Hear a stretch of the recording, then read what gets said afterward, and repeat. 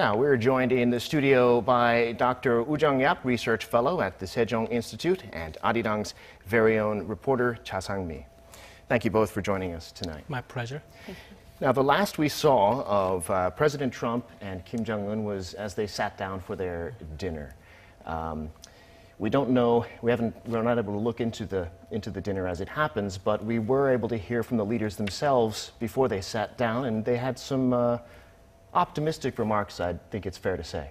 So both of them are said that this is going to be a very productive meeting, and President Trump mentioned that last year's meeting was successful, and he believed that this year's one as well going to be successful. And one interesting remarks by Chairman Kim Jong-un was that those like 206 days that without having meeting with the President Trump, it was the period of efforts and the consideration and also the patience. So we don't know what that exactly means, but it seems like that during that period when U.S. demanded the working level negotiations to North Korea in the latter half of last year, that there's some kind of patience required for Chairman Kim. I think Chairman Kim was not really happy about the demand or request made by the U.S. at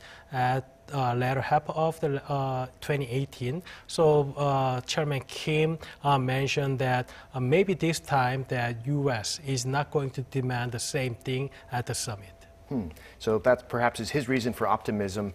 And Sang-mi, President Trump spoke as well, and he sort of made a proposition to North Korea about its future.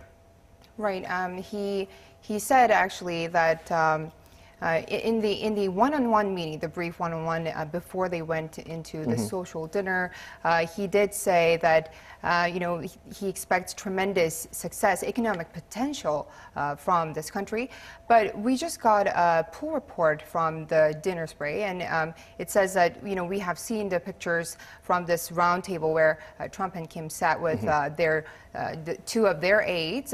From Trump's side was the U.S. Secretary of State Mike Pompeo and Mick Mulvaney, who is the acting Chief of Staff in the U.S. in the White House, and of course Chairman Kim and with his two top advisors, that was the Foreign Minister Lee Yong-ho and Kim Young-chul, his top nuclear negotiator, his envoy. And so Trump first asked the press, who were limited from the one-on-one meeting because of the sensitive nature of this dinner, and he said he asked whether everyone was having a good time, and then he were asking some questions to the reporters there, and he said he had very interesting dialogue with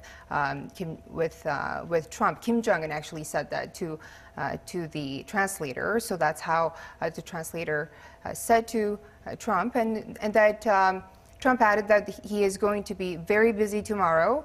Probably a very quick dinner is needed, that's why. So we know this so far, but I will keep you updated. So Kim Jong-un said they had an interesting discussion. That's interesting as well. But when they get down to work, presumably this dinner is going to be purely social. They've been describing it as a social dinner, which I guess that means mostly diplomatic pleasantries, sort of making small talk. But tomorrow they get down to work. And what could we say North Korea fundamental? What are some of the scenarios that could come out of this summit? There's many that people have been talking about, but an overview. So we don't know yet that what kind of outcome that we are going to see tomorrow, because the gap between two countries was so huge.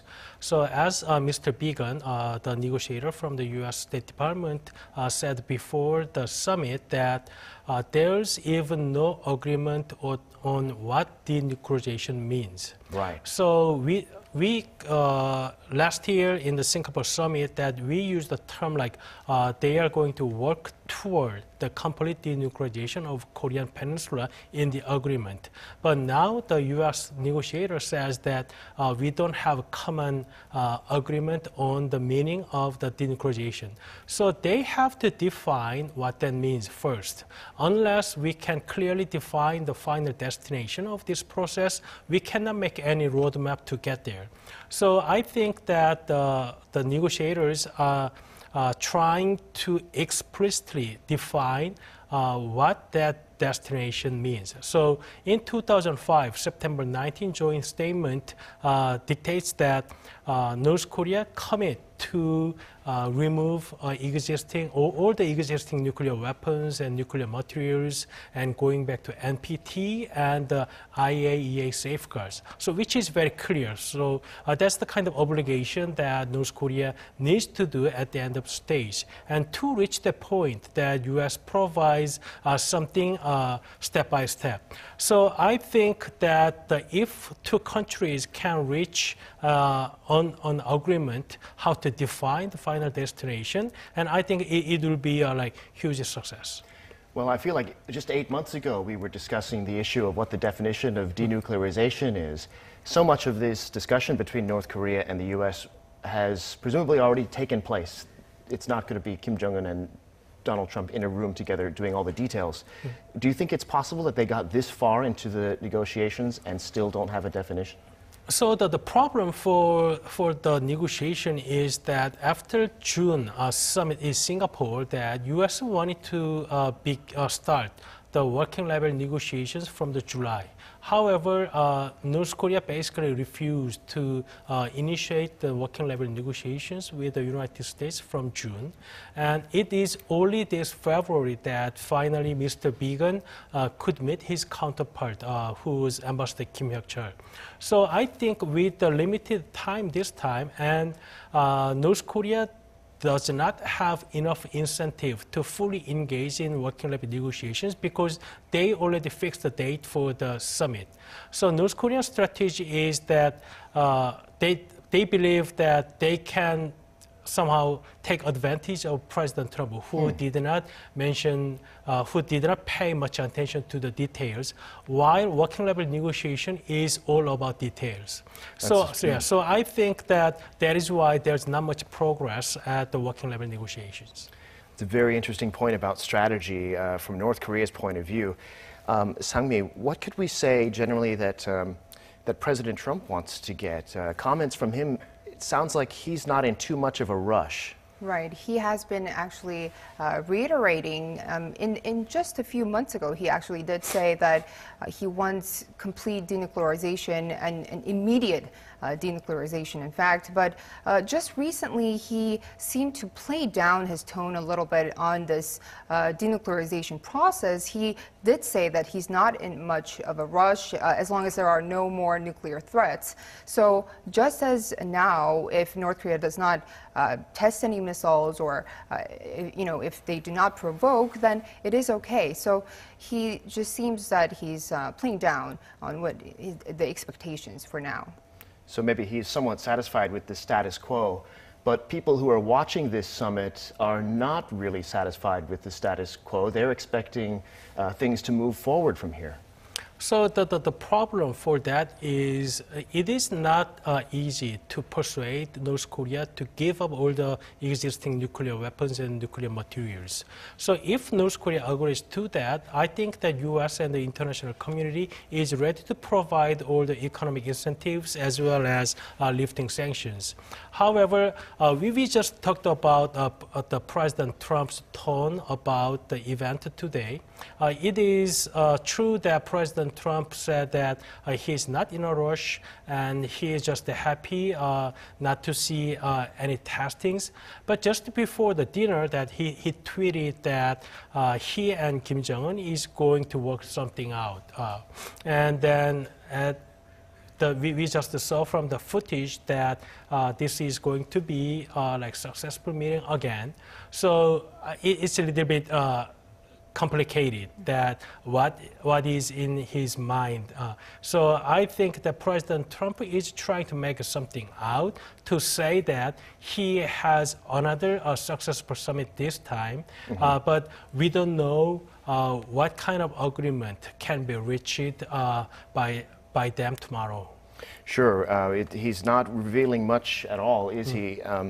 But Sang-mi, I suppose there are concessions that can be made on either side. There are things that America can do for North Korea, things that North Korea can do for America. What are some of those? Right, so ultimately what North Korea wants first would be sanctions relief. They have been talking about the sanctions imposed on them from UN and also unilaterally from the United States. So, but this can only come if US has been continuously saying that this can only come if they completely denuclearize this first. But then the corresponding measures that Trump and Kim Jong-un had talked about in the previous summit, it also involves perhaps the ending the Korean War. That is definitely what North Korea wants as well. When we look back in the past, in the Korean War, 1950 to 1953, Korean War actually ended with a truce. So the war, we're actually still in war. So if we end the Korean War, then this will definitely make the relationship a lot better between the U.S. and North Korea, also between the two Koreas. Also, they're talking about exchanging the liaison offices. This means liaison offices would mean quasi embassies in each country. So in that way, that would be the first step to normalizing relations between the two countries.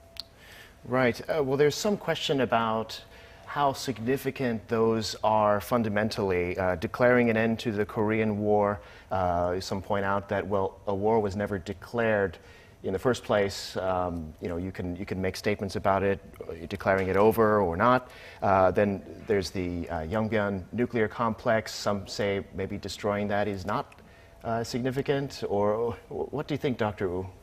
So the reason why now everyone is talking about the facilities in Yeongbyeon is that in September last year, that the joint statement says that if U.S. provides some kind of corresponding measures, then North Korea is ready to go further with the denuclearization measures, such as dismantlement of Yeongbyeon.